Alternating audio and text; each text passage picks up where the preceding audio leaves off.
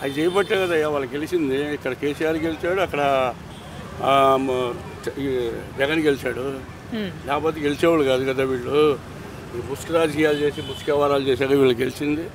ఇక్కడ 15 రోజుల్లో ఏకంగా 4200 మంది ఫోన్ కాల్స్ రికార్డ్ చేశారు. వాళ్ళు పర్సనల్ విషయాలు, సెలబ్రిటీలతో సహా అన్ని విషయాలు కూడా ఇలా ఫోన్ రికార్డ్ చేయాల్సినంత అవసరం జగన్మోహన్ రెడ్డి గారికి రాజకీయాల్లో అవసరం అంటారా ఇదంతా కూడా?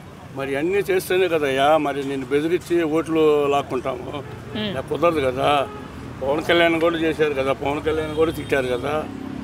కొద్ది ఊహలు తిట్టమే కదా వాళ్ళ పని. ఏం చేశారు వాళ్ళు చెప్పండి. తాజాగా చూసుకుంటే కోడాల నాని అరెస్ట్ అయ్యారు. ముఖ్యంగా చెవిరెడ్డి భాస్కర్ రెడ్డి గారు కూడా అరెస్ట్ అయ్యారు. ఒక లెక్కర్ స్కామ్లో అరెస్ట్ అయ్యారు, ఒక మైనింగ్ స్కామ్లో అరెస్ట్ అయ్యారు. మీరేమంటారు వాళ్ళ అరెస్ట్ని బట్టి? మొత్తం పోతారని లోనకి.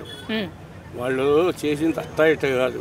వాళ్ళకి అవకాశం 5 సంవత్సరాలు వచ్చేటప్పటికి ఎక్కడ లేబర్ అన్న కూడా లేకుండా వాలంటీర్లను పెట్టించి తోసుకున్నారు వాళ్ళు. అది అంటే ఇక్కడ ఏపీ లెక్కర్ స్కామ్లో జగన్మోహన్ రెడ్డి గారు అంతిమ లబ్ధిదారుడు, ఆయన కూడా అరెస్ట్ అవుతారంటారు. మరి అరెస్ట్ అయ్యే అవకాశం ఉందా? 3500 కోట్లు జరిగిందంట. అవుతారండి, అవుతాడు. ఎందుకంటే నిదానంగా అవుద్ది, తొందరపడితే అవ్వదు. ఒకటి తీస్తున్నారు. తీస్తుంటే వీళ్ళు ఇద్దరిని పట్టుకుంటే వీళ్ళు ముగ్గురు కూడా చెప్తలేదు కదా.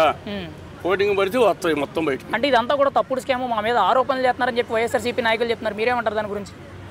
తప్పుడు ఎవడు పెడతారా? నీ మీద వృధాగా పెడతారు ఎవడన్నా.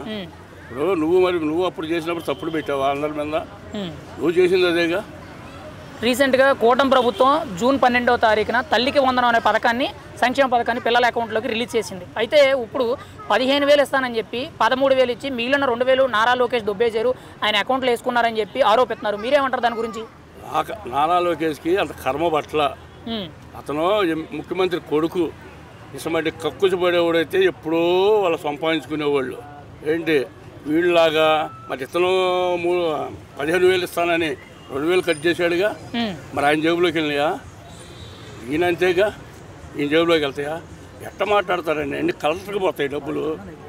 ఆ బ్యాగులు పుస్తకాలు మరి ఆయన బొమ్మలు పెట్టుకున్నాడు అప్పుడు లేవుగా. మరి గతంలో జగన్మోహన్ రెడ్డి గారు చిన్న వస్తువు అంటే పిల్లలు తినే పల్లి చెక్క కానివ్వండి, ప్రతి వస్తువు మీద ప్రతి దాని మీద కూడా ఆయన పేరు, ఫోటో అన్నీ కూడా ముద్రించేవారు. ఇప్పుడు అవేవి లేవని చెప్తున్నారు. మీరేమంటారు దాని గురించి? పబ్లిసిటీ విషయంలో పాల ప్యాకెట్ల మీద వేసుకున్నాడు, 7 శంఖ చెక్కల మీద వేసుకున్నాడు, బ్యాగుల మీద వేసుకున్నాడు, ఏంది అన్నిటి మీద ఆయన బొమ్మలు వేసుకున్నాడు, రాళ్ళ మీద వేసుకున్నాడు. ఇప్పుడు అవన్నీ లేవుగయ్యా.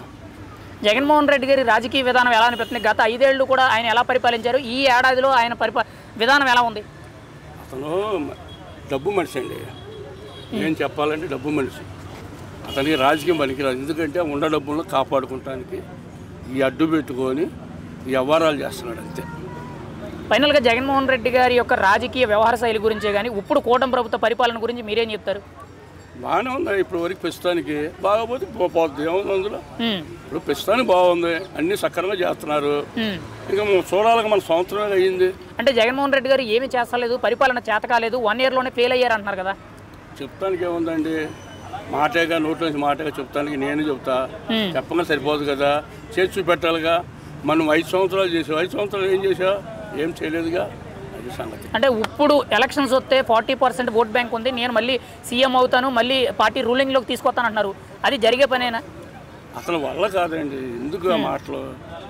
సినిమా చూపిస్తాడంట, ఏంది సినిమా చూపిస్తాడంట, పోలీసులు బట్టలు తీస్తాడంట. అది పద్ధతి అయిన డైలాగులేనా? ఒక మాటలో జగన్మోహన్ రెడ్డి గారి గురించి మీరు ఏం చెప్తారు? ఆయన రాజకీయ విధానం గురించి? రాజకీయం మంచి రాజకీయం కాదండి అది.